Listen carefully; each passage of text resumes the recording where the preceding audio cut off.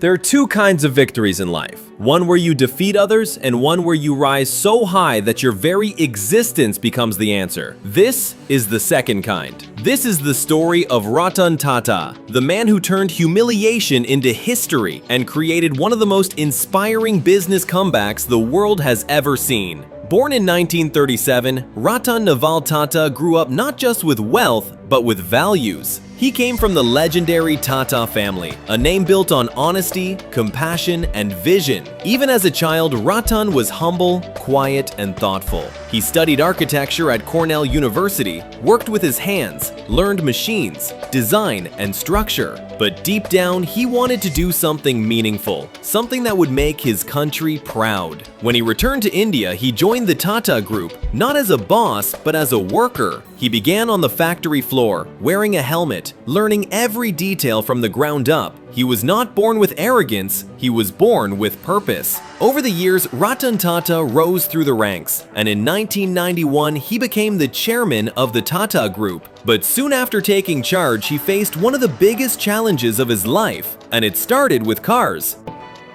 Back in the 1990s, India was changing. Cars were a luxury, not for everyone. But Ratan Tata had a dream. He wanted to make a car for the common man, a car that an average Indian family could afford. The Tata team worked day and night building Tata Indica, the first Indian-designed car. It wasn't perfect, but it was ours. Made by Indians, for Indians. When the Indica launched in 1998, the company had high hopes, but the market was cruel. Sales were poor, reviews were harsh. Some board members even told Ratan Tata to shut down the car division, to sell it before it drowned the company. Ratan Tata didn't want to give up, but he decided to listen to their advice. He thought, if we can't make it successful, maybe someone else can. And so, in 1999, he flew to Detroit, USA to meet the global giant Ford Motors.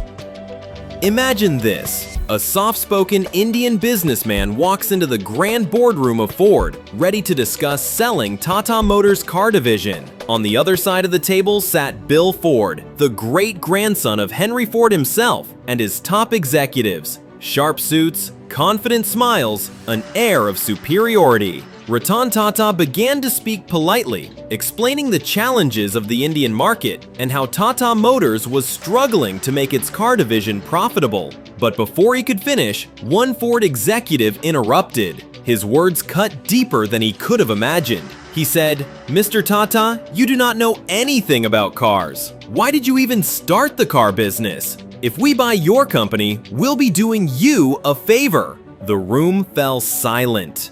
Ratan Tata said nothing. He simply smiled politely, closed his folder, and left. He flew back to India that same night. During the flight, he said nothing, but inside, a fire was lit. A fire of determination, not revenge. He told his close team, "One day, we will show them what we can do." Back in India, Ratan Tata refused to give up. He believed in his engineers, his workers, his people. He told them, "We will not sell. We will build better.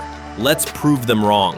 Over the next few years, Tata Motors completely reinvented itself. They improved design, technology, and efficiency. They launched new cars like the Indigo, Safari, and the revolutionary Nano, the world's cheapest car, a symbol of innovation and Indian pride. Slowly, Tata Motors began to rise again. Confidence returned, profits grew, and then in 2008, something unbelievable happened. The tables turned.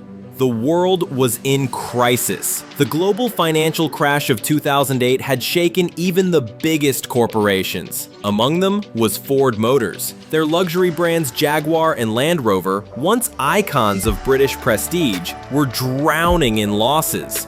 Ford wanted to sell them. And guess who came knocking?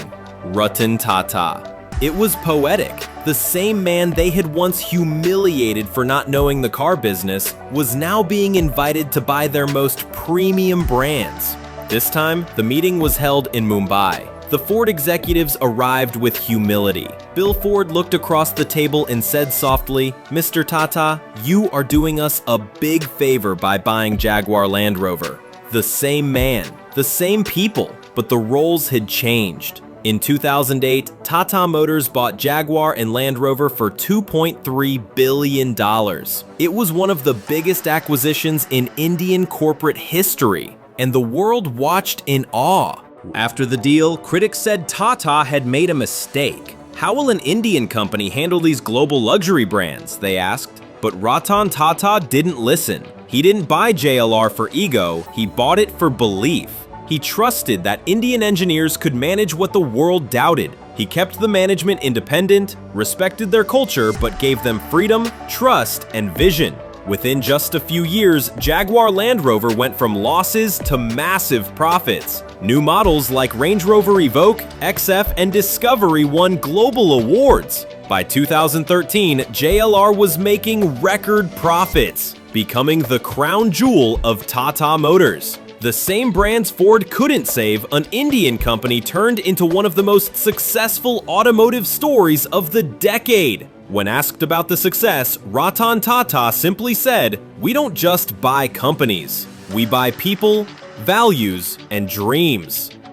Years later, someone asked Ratan Tata how he felt about the Ford incident. He smiled gently and said, "Business is not about revenge. It's about respect. That's the difference between ego and excellence. Ego seeks victory over others. Excellence seeks victory over self." He never spoke badly about Ford, never mocked them, never mentioned the humiliation. He simply built, quietly, patiently, and let success do the talking. Today, Tata Group is not just a business empire. It's a symbol of trust, ethics, and resilience. From salt to software, from steel to space. And Ratan Tata? He became a legend, not because of his wealth, but because of his humility, kindness, and values. He built hospitals, schools, and charitable foundations. He donated 66% of Tata Sons' profits to philanthropy. He once said, "The real wealth of a person is not measured by how much they own, but by how much they give."